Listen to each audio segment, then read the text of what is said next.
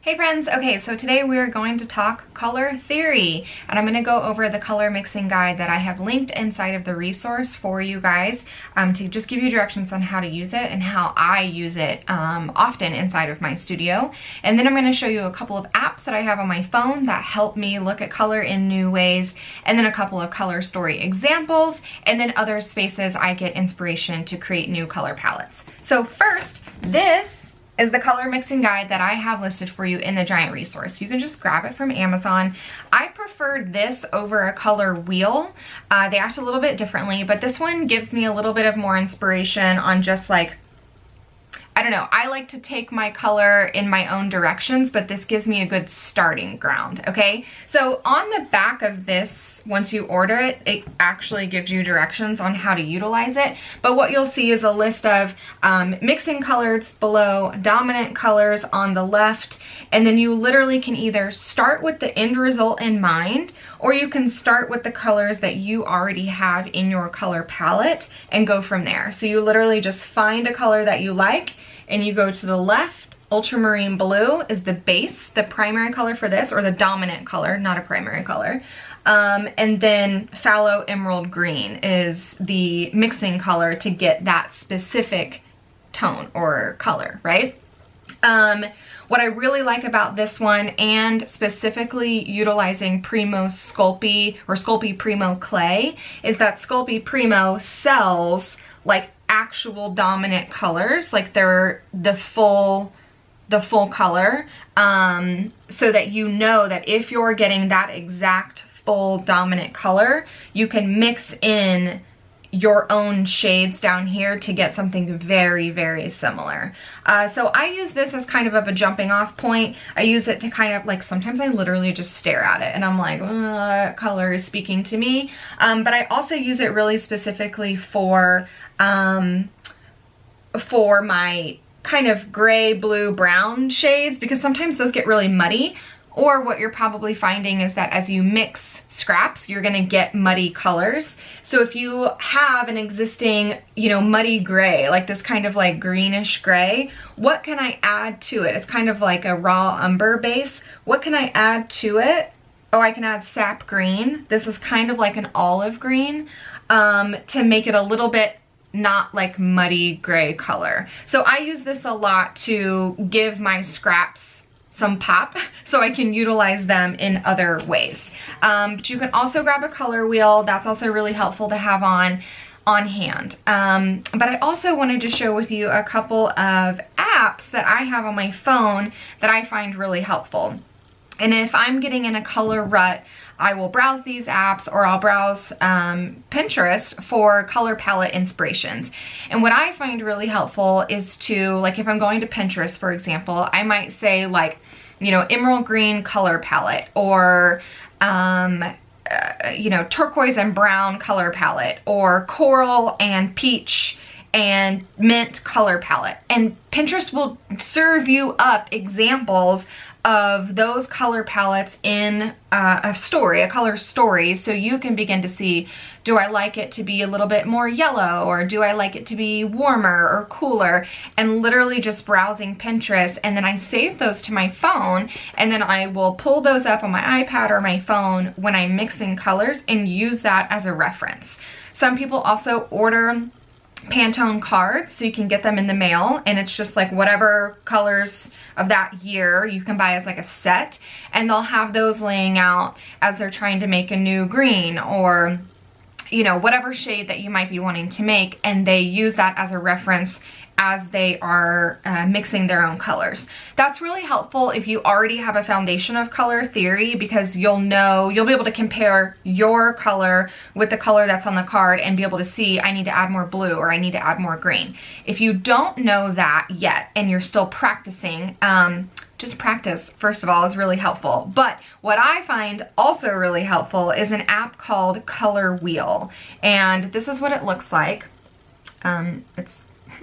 It's this one right here. It's just called Color Wheel, Pocket Color Wheel. Maybe it looks like it has like a denim pocket with a color wheel.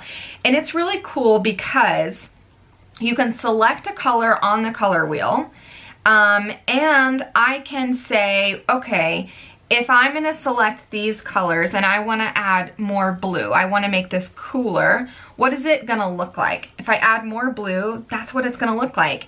If I decide to add less blue, that's what it's going to look like.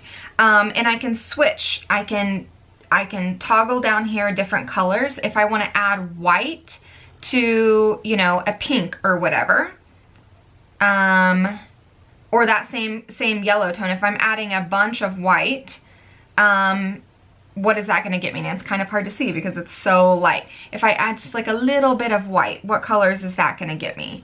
If I add black, like same concept. And so this one's really cool to start getting you used to. If I add white, what's it gonna do? If I add black, what's it gonna do? If I add blue, what's it gonna do? So you can see that prediction on your phone and then not be surprised by what you're creating and waste clay. I did wanna share with you also one quick kind of just going back from art school, and I took a picture of this. I will share it in this resource, in this post as well, is really understanding color value. And I think if you take 3 key takeaways from this is after you're kind of understanding primary colors, secondary colors, dominant colors, mixing colors that you're gonna learn from that guide, is really learning color value and what happens when you add white, what happens when you add gray, and what happens when you add black. So when you're adding a pure hue, so like basic primary red, for example, and you add white, you're lightening that shade. So therefore you're creating a tint of that shade. It's called a tint when you add white. If you're taking that pure red and you're adding black and white or gray, you're getting a tone of that shade. If you're taking that pure red, that pure hue, and you add black, you're getting a shade of that color, all right? And I'll add this so you guys can understand, but this is what I'm talking about. So it's when you add, there we go, I have to hide behind the phone. When you add white, you're getting the tint, right? When you add black, you're getting the shade. When you add gray, you're getting the tone. And so I think this is really helpful to begin to understand. This is true for any color, not just primary colors, that those are 3 vastly different results of the same color, right? So that's just one example. Here it is with blue.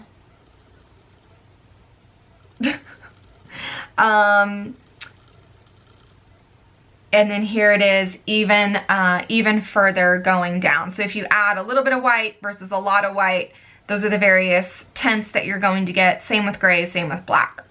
And that's really what color theory and color mixing is all about, right? Is just adding in different colors on the color wheel to give you new shades, and then adding black, gray, or white to provide new shades, tones, or tints, okay? It can get overwhelming, but it just takes practice, okay? Then I want you to kind of just, when you go to make new colors or when you go to use different colors in the same design, I want you to think about like what you're naturally drawn to. Looking at my work, I am a monochromatic color story person through and through. Using split and complementary colors is a stretch for me, and that takes me outside of my comfort zone. I've definitely done both, but there are looks that I always tend to lean towards, and that is a monochromatic color story. These earrings are monochromatic, and then I'm gonna give you 3 examples. So this is a monochromatic color story of blue. I don't know why it keeps wanting to focus on just my face. Blue. See how there's light blue, bright blue. There's the little bit of black that shows you the edges, but it's blue. The main color story of this earring is blue. Monochromatic. Same thing with this piece, but it's green. Monochromatic. There's a little bit of lime, there's a little bit of turquoise, a little bit of emerald. Even there, it looks like a gray, but that gray is more of like a dark olive sage. Monochromatic. Again, with monochromatic shades, blues. Every single shade on here stems from blue first, okay? But also I've done some more vibrant and contrast color stories. But these still follow basic color theories where they're complementary colors, or they coordinate with each other against that color wheel to provide a nice visual aesthetic. So I think there's one other app. Let me see if I was gonna reference one other thing on here. Pantone has a great app. And surprisingly, apps like Benjamin Moore, Sherwin-Williams, the main paint people, they also have really good apps where you can take a picture of something. It can be your house. It can be a setup in IKEA that you really love the color vibe from. It can be outside, like literally wherever. You take a picture and then you can color pick what are the names and color tones, color stories of the colors within that photo and develop a palette from that picture. Because color theory in and of itself is more of a, yes, there's like actual science to it, but there's also like aesthetically what feels right. And your eye is going to recognize colors that go well together, even if your brain doesn't understand why they go well together. So I think using apps like that, where you're able to take pictures of your surroundings and just understand, okay, what are the actual colors that are making up this photo? And you don't even need an app to do that, right? If you're browsing around and you find some sort of setup that you really love, like truly like look at it and ask yourself, what are the colors in this setting that feel right to me, that make this feel good? Is it more of a tone, a shade, or a tint, or a pure hue? Is it complementary? Is it split complementary? Are they primary colors? Like, what is it? Are they all secondary colors? Is it monochromatic? What is it about it that you actually like? Because then from there, you can begin to develop your own color story style. And when you're creating your own custom colors, or when you're creating slabs that bring in more than one color, you'll create something that feels good and feels right. Because there have been plenty of times where I've made something and I'm like, it's not ugly, but I don't like it. It doesn't feel right. And typically it's because there's a color that's off about it. So play with some stuff, but I truly love this. Come back to this, because as you're playing with color theory, you're going to end up making a whole bunch of like muddy grays, muddy browns, and I think those are still salvageable. And so mix some different colors into even those tones and get something new and just have fun messing around with color.